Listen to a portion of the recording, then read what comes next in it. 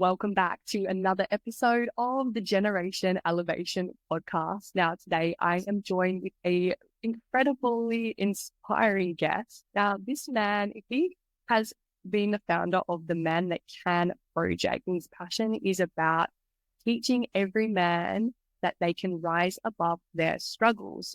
Experiencing his own struggles himself, he's now turned his struggles into and he's helping others do the same. And literally in the next couple of weeks, he's preparing for his 58 World Run Challenge, where he'll attempt to run 58 marathons in 58 days across 58 states. This man has achieved incredible fitness goals, such as rowing 30 marathons in 30 days. And he's also coached over 800 men in 8 years. So with that said, I would like to introduce to you today, Lachlan Stuart. Lachie, thank you for coming on my show today. It's an absolute pleasure to have you. Elise, thank you so much for having me on. And it's really cool to hear that read out. I feel in life, one thing that a lot of people talk about is if someone were to read your obituary to you, what would you like those words to say and what would you like them to mean? And I feel over the last decade, I've been really working towards creating my story and have people read that out in a way that I can sit back and be proud of what I've achieved. And it's, very long way from where I once was. So that's very cool to see. And thank you so much for having me on Generation Elevation. It's great to be here, and the work that you're doing is incredible, holding space and giving people the opportunity to listen to uplifting conversations and take insights and perspectives that may change their life. And hopefully today, I can drop at least one helpful thing for someone out there. So, Lachie, I'd love to hear about your journey, right? Because you've obviously experienced your own struggles with this and have turned this around to help other people that have gone through the same thing. So I'd love to hear about your journey, like where you started to, like the three main things that have brought you to where you are now. Awesome. So for me, I was at a point of rock bottom about a decade ago. I always wanted to be successful, and my idea of that at the time was to be an athlete, and that just didn't work out for me on the professional level the way that I wanted it to be. And when I'd sort of gone all in on that, I didn't really know what was next or who I was, and I was sort of kicking the can down the road, trying to go to university because I thought, hey, that might make me some money, that might make me successful, but I wasn't interested. And I kept hopping from one thing to the next. And the more I kept quitting things, it kept beating my self-esteem up. I saw, I got to the point where my buddies were finishing their law degrees or their doctor degrees and getting on with their career or finishing their trades. And I was still trying to figure out what I actually wanted to do. I thought, well, all I ever wanted to be was an athlete, and that's not really happening. And I guess to get a little bit of relief from my current reality, I did what to be fair, I feel a lot of young men and people in general have happened. They hit the party scene, and I got to the point where I didn't, wasn't worried about if I was going to wake up the next day, which is was a hard thing to go through at the time. I remember when my mum reached out and said, hey, probably worthwhile booking you a psychologist. Would you like to go see that? And that was one of those moments where I was like, if my mum's noticing how I'm sort of acting and I'm not seeming happy, and something may be wrong, but I chose to say no to that. And I just continued doing my things until I found myself in some bad positions. And the only way to go was up. It was either sit in the bottom in the muddy water. And I sat there for a little bit, and I still remember an incident that happened. And I was sitting there and I was like, this is disgusting. Like the situation that I've found myself in, I should not be here. I've always wanted to be successful, but I've never chased my own success. I've chased, what I believed societal definition of success was with the talents that I've been given. I was an elite level runner, national level runner, played, semi-professional overseas. And the idea was that I had to make it in that or all else was failing. And when that didn't happen, I didn't know where else to fit in. So I just went where I was accepted. And the easiest place to get accepted when you're going through some tough stuff is generally people who you don't want to be accepted by in that partying crowd and whatnot. So I got to bounce out of that. And I still remember that night thinking to myself, from now on, I'm not going to drink and I'm going to turn my life around. 2 weeks later, I started drinking again. Didn't happen. But I fast forward to about 2 to 3 months and I met my now wife, Elise. And I still remember being like, this is my ticket out. And when I say that, it's because she didn't really know any of my history. She wasn't connected to any of the social circles that I'd been part of. And it could be a fresh start. I wanted to rebuild, or not even rebuild. I wanted to find out who I was. And so in that moment, I had the opportunity to start exploring what I was actually interested in. And I got into personal development through pure luck of a guy that I played rugby with. And you wouldn't associate, I guess, personal development too much with rugby a decade ago. Not to have a dig at rugby, but the crowd I was in. And he gave me a book called The Four Agreements. And the only reason why I read this book was because I respected this individual. And reading that book changed my life. It made me challenge my thoughts. It made me start thinking about what else could I learn. And in that moment, I feel like I just developed this mindset that I could do whatever I wanted to do and whatever I put my mind to. And it's continued to grow ever since. That's absolutely so inspiring. And I would love to know, like, what then made you go on to do like the 30 marathons in 30 days rowing? Like, how did you get from that point to then doing all of these like crazy physical challenges? Yep. There came a point where I was content. So I'd really got myself into a different position. I'd started a company. I was married. I was doing well financially. I was clear on what I wanted from my life. And it got to the point where I was very happy and I was very content, but I still don't feel, to this day, I still don't believe I've reached my potential. And I believe we're all born with gifts and we're all born to give something back to the world. And one thing that I believe I'm great at is bringing people together through fitness. And I've done it my whole life. And the idea of the rowing was, over the previous years to that, I'd done 12-hour challenges, big rowing challenges, etc. And we'd always got the community together, and I loved that. And it sort of started to become an annual thing. And at that point, I was looking for a bit of a challenge. I wasn't playing any sports or being able to compete, and I wanted to challenge myself. I wanted to see how far I could push my body. And 30 rowing marathons came up because I was literally on Guinness Book of Records, and I was like, what's something that's like, I'm not going to kill myself doing, but I feel like would really challenge me and could be a Guinness World Record. And, a lot of crazy ones had happened, and I wasn't really in the position to financially take a long time off or travel and do all of those sorts of things because my wife was overseas and stuff. So we had to sort of keep it in a certain restriction. And the rowing popped up, and I was like, I think I can do that. That would be cool. We could get the community involved. There could be community events, and I could have a crack at a world record and see what happens. And I told a good mate of mine, and he said, I reckon you're going to get to 5. And as soon as he said that, that was like, we've got to do this now because I want to prove him wrong. And that led to that and a lot of things since, which has been great. And I guess to touch on that as well, one of the most inspiring things that I got from that was the community support that we had. I had one guy, and I always talk about him, Scotty.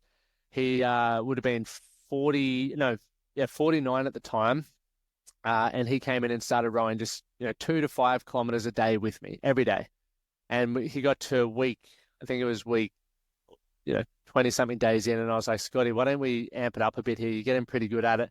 He ended up rowing 3 half marathons and 2 full marathons with me. And this is a guy who'd not done much fitness.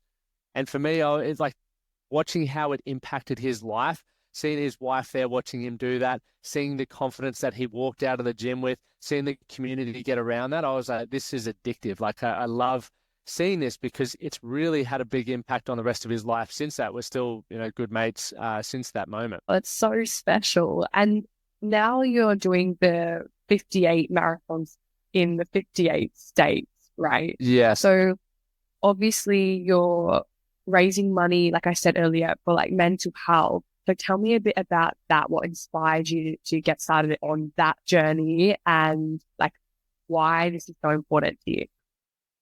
So the 58 marathons came from, I'm living in the US at the moment, and I'm on a visa, which is a spousal visa. So my wife's the special talent. She's on the O1 for her music career, which means I can't actually work there. I have to fly back and run workshops in Australia, which I'm getting sick of flying back and forth, which is, I never thought I'd say that, but the travel's quite tiring.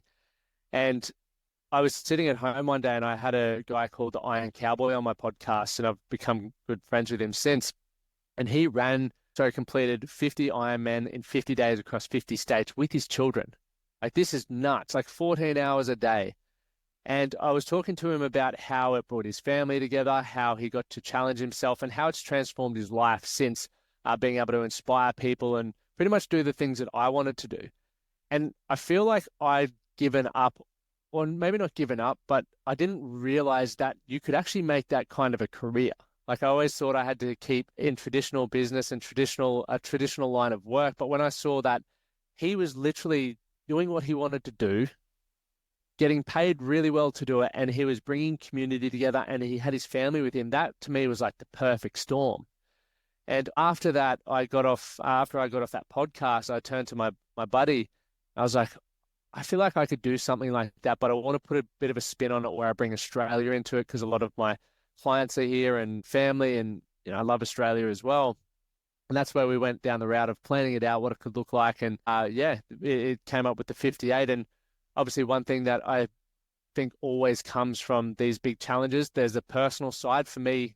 Training and exercise, community, challenging myself, I guess having a purpose really helps me with my mental health. I've had mental health challenges all of my life, as most people, everyone has mental health, but I've had negative mental health over the years. So being able to have something to work towards and something to build towards and hopefully inspire a lot of people and just feel proud of myself is something that I got very psyched on. And I spoke with another friend who runs the Mental Awareness Foundation, who we're raising funds for, and we always raise funds for them. Said, mate, this could be another great thing where we get the community involved. We can set their own little challenges up, have a big thing at the end, but people can push themselves over the next 58 days. And I feel like it's going to positively impact so many people because when I did the 30 rows, we had a fair bit of media coverage, but now we're doing it. We're 90 days out and we're getting great brands on board. We're getting international coverage. So I feel like it's going to be even bigger, which I'm very, very excited about. Wow, that's so amazing. I can't wait to see like your journey and how like that all plays out. I just have a really good feeling about it all. So yeah, definitely good luck. I'm sure by the time this episode comes out, you'll be very close to completing that. Fingers crossed.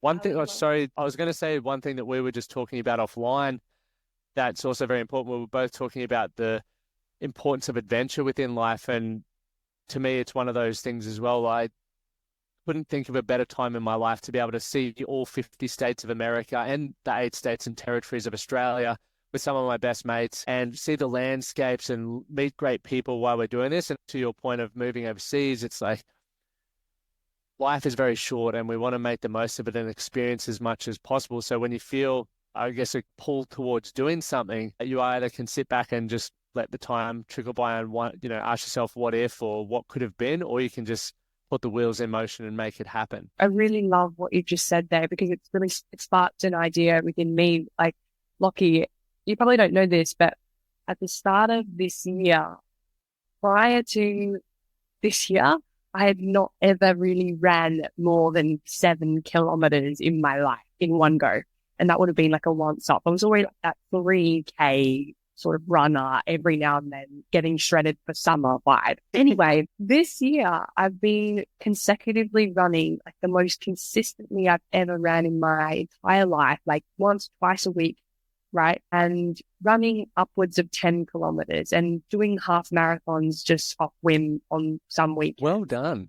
Thank you. I'm honestly so proud of myself. And now I'm actually training for a high rocks at the start of next year. So yes, I'm excited for that.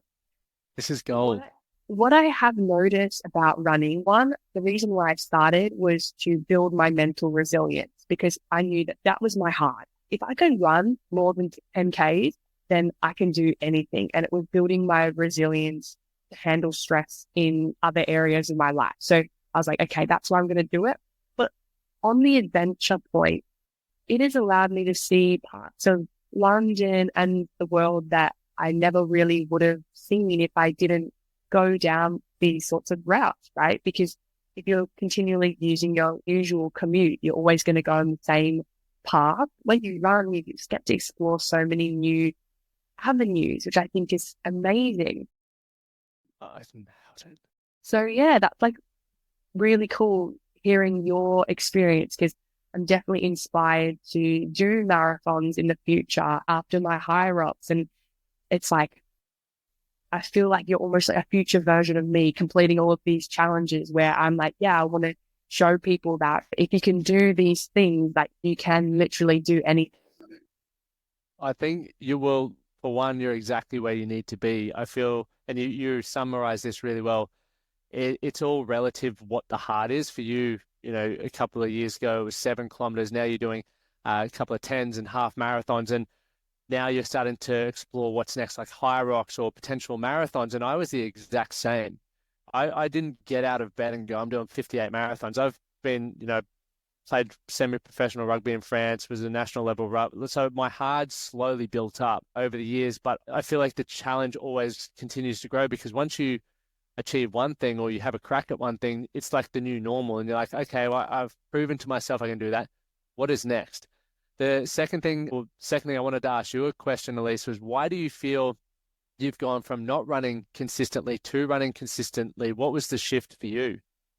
I think it was, well, I really love what you just said then because it's inspired me, right? I think it was taking my focus away from the outcome and more so being present with the journey, and rather than seeing the hard as a discomfort, seeing it as a part of the process that makes you grow. Yeah, well said. Thank you. So Uh, that's really what's helped me like expand my mindset, I would say. and if you can learn it in that, like for example, what you're learning through running and what I'm learning through running and training can be applied to all areas of life, like the process of, for me, building a great marriage with my wife, it's not always amazing, but we're always trying to get better and that it doesn't stop, right? The same with building a business like you're doing or growing a podcast. If you are only focused on the outcomes, look, the outcomes are nice. Like they're that pat on the back or that milestone that keeps us incentivized and motivated, but it's the process of who we become that continues to raise our standards and the quality of life that we get to experience. Yeah, definitely, definitely. I guess, Lockie, like looking back at your journey now, like as your older self, what advice would you give to that young version of you that was, stuck in bed and having that conversation with his mom? Like, what advice would you give to that version of you now, knowing what you know? I love that question. I feel everyone listening, you should ask yourself that question as well, because generally it's the advice that you need to hear right now. For me, it would be just trust your gut. It sounds so cliche, but I feel like I've always known what I wanted to do. I just have never embraced new experiences to get the feedback or the evidence around whether I actually liked it or not. And for me, that left to a lot of confusion and a lot of resentment because I was just doing what other people wanted to do, where in the back of my mind, I was like, maybe I would like to try that, or maybe I would like to travel there or do that as a career. But, my friends don't think that's cool or society doesn't think that's cool. So I'm just going to do what they want. And I felt bitter. So to my younger self, the biggest thing that changed was I started, I guess, taking responsibility for my life, which meant I'm going to do what I feel like doing and I'm going to find a way to make it work and see if that can be a career or a relationship or whatever opportunity came off the back of that. Yeah, I think that's really cool. And also I wanted to ask you as well, because back then you had this idea of success and achieving your potential, right? And I'm sure that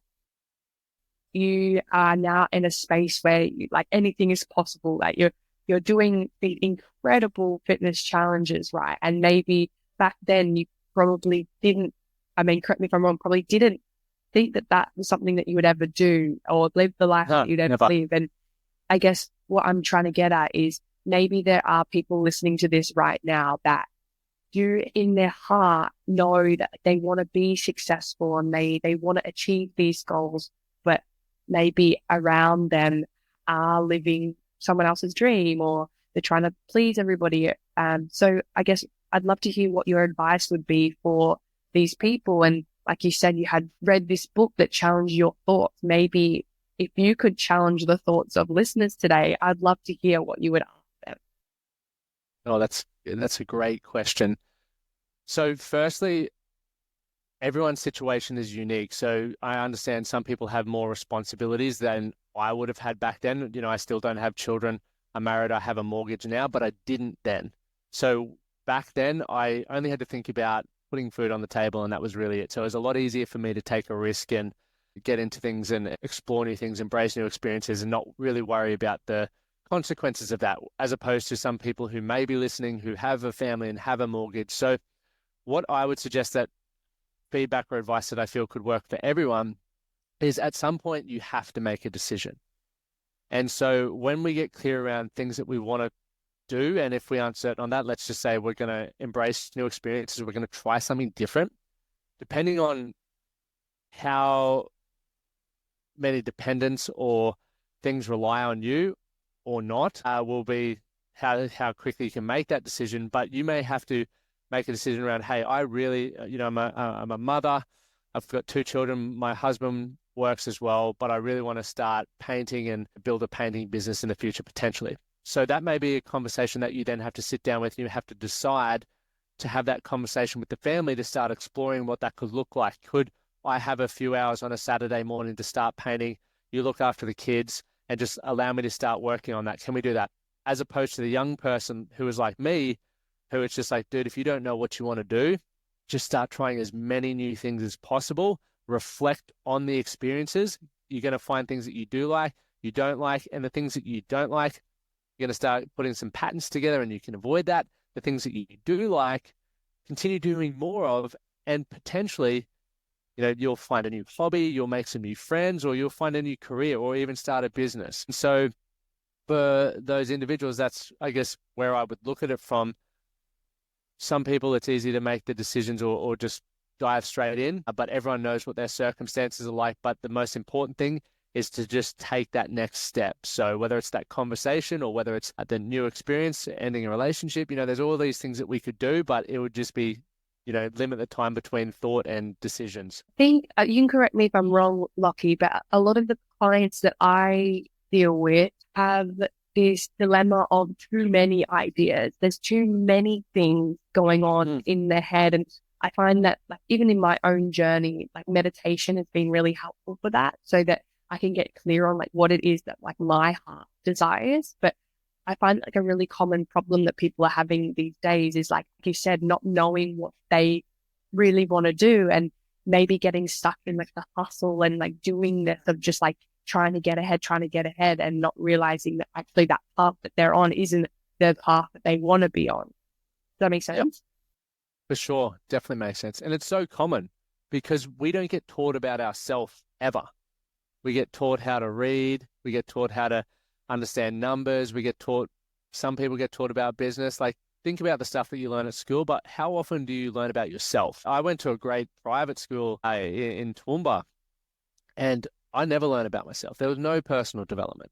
So to then come out with, 12 years of education, to not know who I am and what I want, when that's what's expected of me, it's like, hey, you've got to figure out what your career is now. That's freaking scary.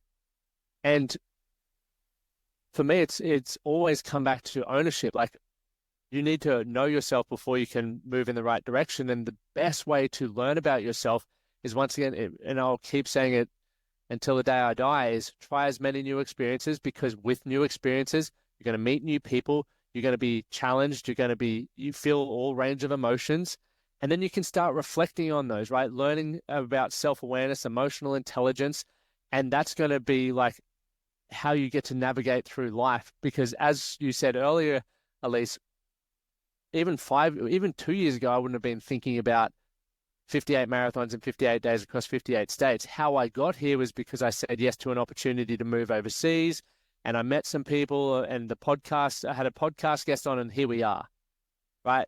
And that's just been like, I'm curious, I like that, I've got this experience, that links here, let's do this.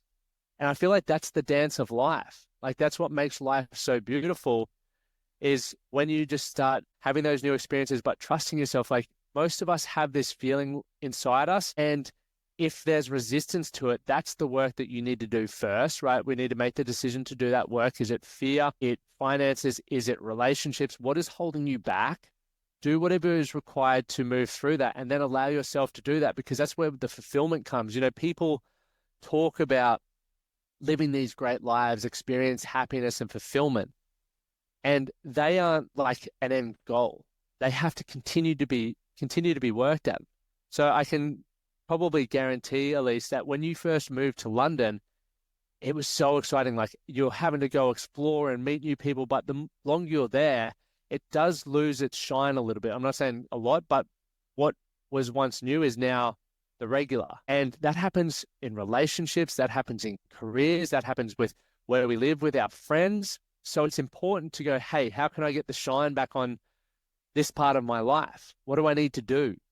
And that's, once again, coming back to embracing new experiences and reflecting upon those experiences. Yeah, I think that's really great advice there. And it's like getting to know yourself, personal development. And on that, I would love to hear about your thoughts in regards to the stigma around mental health, in particularly for like men in like the sporting space. Like you said, rugby and personal development, right? It's kind of unheard of, even though there is more movement these days. I'd love to hear like your perspective on the shift and that topic, and also then your advice for men that are listening who maybe are going through a similar time to what you've been through. So the shift that I've personally seen is, especially over the last decade, mental health has become a lot more of a conversation, which I think is incredible. People are learning, one, that we all have mental health. So there's a difference between mental illness and mental health. Mental health is like physical health. We all have it. Some days it's good, some days it's not so good. There are things that we can do that can influence it positively. There are things that we're doing that are influencing it negatively, right? And that's different for everyone. So I think that that's great that there's the education around there for us to be able to go, hey, I didn't realize that. For me, this is a personal one. I used to listen to a lot of sad music, like emo music and screamo, and I was always sad. And not saying that it doesn't do that for everyone, but for me now, if I put it on, it affects my mood. So knowing that, I'm like, well, I don't want to be a sad person. I want to be an upbeat, ambitious person. So what do I need to listen to? And so because we're all learning these tools, more and more people are starting to improve their mental health. Now, I'm not saying it's perfect. Once again, it's not a end result. It's a managed day by day situation by situation thing. And so with those tools, more people are starting to speak up because they're going through the journey. They're going from, I didn't realize that I could change what's going on up here, to, I feel incredible. I need to tell more people about this because I've overcome it. I've seen, some of us, probably many of us, have been impacted by suicide, whether it's friends, families, colleagues. And it's so rough. So to continue that conversation and start holding space, like what you're doing here with the conversations that you're facilitating, and I'm sure there's parts where you've shared about your own life and the people that you meet and the people that you coach, Elise, you're impacting people's lives through words and how you make them feel. And the original stigma, especially with sports people, I can probably only speak on behalf of myself, but I wanted to show no weakness, especially playing rugby. You don't want to be seen as weakness or having a weakness, because when you do, if I was playing someone, I would be targeting that weakness. And at the time, I didn't realize the power of words, so I would say all kinds of shit to people, which I probably still would in the game of competition, but I wouldn't mean it. No, I don't know. I think it's more people are aware of it now and the impact of their words, so we build better relationships, hold space for people and make people feel valued and heard, which is allowing more and more men to start speaking up. There's still a significant portion, especially in blue collar lines of work. And I definitely would imagine in the sporting fields where people, once again, who don't have access or resources to people who are holding space or educating on the awareness around mental health, but also providing the tools and facilitating the conversations. I feel very fortunate that it's a regular part of my life. So sometimes it's hard to think back to what that was once life. But the shift, you got so many incredible faces of games, not just from NRL to cricket to netball to all sports that are putting their hands up and they're taking time out to look after their mental health. And I think that's great. Yeah, 100%. I agree. And for those listening, maybe they're not actually going through any sort of like mental illness themselves, but maybe they know of someone that they care about going through a hard time. How do you navigate those sorts of conversations with the people that you care about?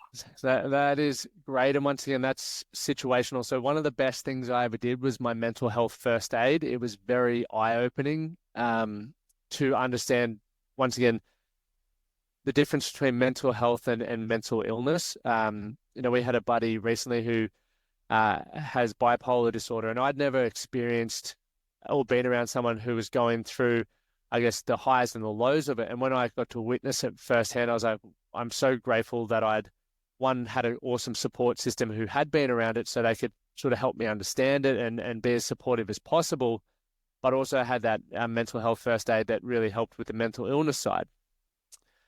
So that would be the first thing that I would recommend people do if you really want to get on top of that. The second thing is, we've got so many awareness raises, right? People are really starting to get their head around the fact that mental health can be positive and it can be negative, and we all experience that. So for myself, I used to want to change the world with mental health. I've realized that I cannot do that. That's not possible, in my opinion, but I can really impact the people that I have direct contact with. So that starts obviously with my own mental health, making sure I do things that positively uplift me. So that's, daily exercise. I always personally upskill. I like to learn new stuff. I like to brain dump. For yourself, Elise, you said meditate. I go in and out of meditation. I think it's extremely helpful. Eating well, sleeping well, hanging around good people, having a laugh, just doing tough stuff as well. I think mental health, in order to be resilient to navigate the tough times, because they're always around the corner, a tough time, have to do hard stuff because it shows you how you're going to respond. And if you don't like how you respond to adversity, do more tough stuff and learn to respond better. And that's what's worked really well for me. Once I've looked after my own cup, it's then the immediate cup. So for me, my phone's what's recording this at the moment, but on my iPhone, I have my favorites list, and I make sure that I shoot everyone either a voice message, a video message, or a phone call every week, because they're the people, and there's not many people on there, so it's not hard to do, but they're the people that I want to know that I'm always there for them. It's not just, are you okay day? It's like, I'm always there. And 90% of the time we're just shooting the shit. 10% of the time we're getting into the weeds of it.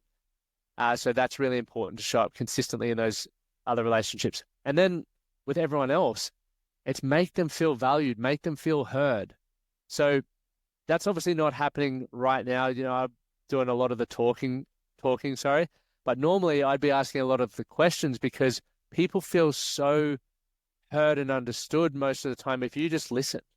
And men really struggle with that. We always like to instantly switch to, I need to solve that problem. That's a problem. Let's fix it. When in reality, sometimes or most of the time, we just want to unload. That's it. Yeah, I think that's really important advice for people, is just to have those like key people that you trust in life, but also like people that will hear you, but also hold you to like your highest self. Like there's nothing worse than getting sucked into like gossiping or blaming, complaining, staying in that sort of victim mindset. Like you have a choice to be a victim or a victor. And I fully believe in like sharing with others how you're feeling, but then also like finding a common ground or like the next step from that. You don't have to solve the problem straight away, but it's like, how can we transmute this energy, this emotion from where you're at to something maybe a little bit higher, something that is a bit more neutral, regulating your emotions. And those practices that you mentioned are great vehicles for that, for sure. I'm really glad you threw that in there, because that's a very important part around the environment and them holding you to a higher standard. Back in the day, I used to hang around with blokes, and we'd always, you'd say stupid remarks to women or to people, and it was like, yeah, high five and carry on. And it was normal, unfortunately. And what I've now learned is like, I'll call people out on it. And I'm very fortunate that I don't hang around or have people in my environment that think the same way that I used to, I guess, think. But I got pulled up on so many things when I was going through moving social circles. Like I had this period where I was sort of distancing myself from the group that I used to hang out with, and I was really trying to find a new group of friends. And as I was sort of meeting people and going to events and spending time with people, I would still say a lot of the dumb stuff that I used to get high-fived and pat on the back about saying, and people would call me out on that behavior. And I didn't like it, hated it, because it made me feel bad because that's how I was viewing it. Eventually, the switch flicked, and I started going, hold up, this person just wants me to be better. And so I became more careful around what I said, my intentions around how I treated people. And over time, I became better. And that's part of that growth journey, because sometimes we don't really know how we're showing up. We're just so conditioned to do what we've always done. When you jump in new social circles, etc., or different environments, people can point out what work you need to do. And once again, it's not because you're not a good person or you're unworthy. It's just you haven't reached your potential yet. And let's get moving in that direction. For sure. And Lachie, earlier in the podcast today, you mentioned about like in your heart wanting to be successful as a young kid and not sure what path that was going to be. Looking back at that, do you feel that you are at least on the way to that person that you always knew that you were going to be, or even more so? Definitely. I feel very successful. I don't think I even had a definition. I was just adopting what society's definition of success, which was money and fame. Over the years, I've learned a lot about myself, what I enjoy, what I don't enjoy, and I've, I guess, created or established that definition for myself. And I've met it, right? I'm very content with where I'm at in life, but I'm still going to continue pushing myself. I still want more. I still believe I can achieve more, but I'm also very happy. Like every day, actually, that's a lie. I'm not going to say every day I'm stoked and happy, because that's a lie. But I'd say 85% of the time I'm living the dream. I'm super happy. I'm stress free. I'm getting to do what I want. I hang around great people. But there are those days which are very tough, and sometimes I sit in that and just allow myself to feel crap. Other days I'm like, I just need to do something to get out of this, and that's how that works. So if a bit of advice that I always get, Elise, or not advice, but feedback that I get from people is when they hear like the details of what my life was like 10 years ago earlier, they would just never pick me to be that individual. And even now, I can't think about myself in that way. I used to think about myself as a man who lied, cheated, manipulated, and I was never going to amount to anything. And that's the way that I was. I literally accepted that's how I was going to treat people, and that's where my life was. And now I just am like, man, if I can find a way out of there, every bloke can. And that's what drives me to do the work that I do, because every conversation I have with an individual, whether it is male or female, but obviously I work with men, I sit there and I go, okay, I've been there. I can completely understand and appreciate where you're at. My job now is to play a game of Tetris. How am I going to help you have these light bulb moments? One, to become aware that you can change. Two, to accept that you want to change. Three, that you're ready to build a plan to change. And four, to get to work and show up consistently. That's my job. And that's what I love doing, because every time I'm working with people, I'm learning things about myself as well, because I'm not perfect. Not by a long shot, but like I said, I'm in a much better position. Lachie 10 years ago would be so proud of where I am. And I know that where I'm at right now, I'm going to be extremely proud of myself in another 10 years' time, because I'm very intentional with how I want to live. I look after myself physically, mentally. I have great people around me. And most of all, I have fun. I don't want to look back on my life and not have great stories to tell. That's what really drives me, at least. There's a book, sorry, I'm long-winded answer, but I read a book a number of years ago called The Five Regrets of the Dying, the five top regrets of the dying by Bronnie Ware. And if you haven't read it, anyone listening, please read it. And she was a palliative care nurse. I'll give you the synopsis. She's a palliative care nurse, and she started obviously talking to all these people who were on death's door, and it broke down to 5 key things. And when I read that, I was like, man, if this is what people who are on death's door, and some were extremely successful, some were still young, unfortunately died early, some had, or is multiple different careers, if they're all saying very similar things, then maybe I should listen to that. I would be stupid not to listen to that and take that advice under my wings and move on that. And that's literally what guides a lot of the decisions that I've made, because tomorrow is not promised. Such a beautiful answer. And I'll definitely put those books and everything in the show notes. Now, Lachie, where can my listeners find you if they want to learn more about you, follow your journey through your marathon running, work with you? How can they connect? The best place is my website, so themanthatcanproject.com, or I'm most active on Instagram, which is Lachlan Stuart, Stuart. But you can find me there, and I respond to all the messages and all of that sort of stuff. Amazing, amazing. And just one last question for today before we finish up. Okay. So it doesn't have to relate to what we've spoken about today, but what is one key piece of advice that first comes to your mind for the listeners that they need to hear right now? Have fun with it. Whatever you're doing, find a way to have fun with it. There is, look at a kid. If a kid can have enjoyment out of everything, we can too. Beautiful. Thank you so much for your time today, Lachie. It's been a pleasure. Thank you so much for having me on, Elise. It was a pleasure.